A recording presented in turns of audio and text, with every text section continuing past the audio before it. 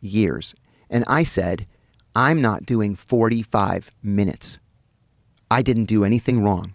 And this woman, she became Deputy Attorney General for the criminal division under Biden. She said, take this deal, Mr. Kiriakou, and you may live to meet your grandchildren. Oh, my God. Oh, it was... I went home that night, and I went home, I'm ashamed to even say it. That night, we put the kids to bed. And my wife and I were watching TV, and she said, come on, let's go to bed. And I said, I can't sleep. There's no way I'm going to be able to sleep. And she said, no, come on, let's go to bed. She knew I was going to go down into the garage, turn the car on, and just lay across the back seat. And she said, no, come on. You need to try to get some sleep. And she saved me that night. But 45 years?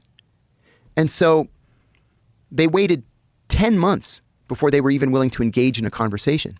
And then they offered 10 years on a Monday. On Wednesday, they offered 8. And on Friday, they offered 5. My lead attorney was this legendary guy named Plato Kacharis. And Plato said, I've been a criminal defense attorney in this city for 52 years. And this is the first time I've ever seen them come down in time. He said, usually they offer you 10, you say no, the next offer's 15, then the next offer's 20. I said, why are they coming down in time? He said, because they have a shit case and they know it's shit. And that's why we're going to go to trial and we're going to win this thing. I said, great. Well, they stayed at 5. And then they came back and they said, 3.5. And I said, I'm going to trial. I'm going to win this thing. Turned out at the time, my best friend, his wife, had an uncle who was O.J. Simpson's jury consultant. And she called him for me and she said, hey, my friend John, he's in this situation. He's like, yeah, I read about this in the papers. He could use your help. He came up, didn't charge me a cent. He came up to Washington. We got him a security clearance, and which was another thing. We asked for a security clearance, and then the Justice Department called and said, the White House said Kiriakou's attorneys have enough security clearances. And I said, who at the White House said we have enough security clearances? Well, they had to tell us that it was John Brennan. No more attorneys for Kiriakou. Fisher cut bait. We're like, it's not up to John Brennan to decide if I have enough attorneys. Yeah, they have an unlimited number of attorneys, an unlimited budget.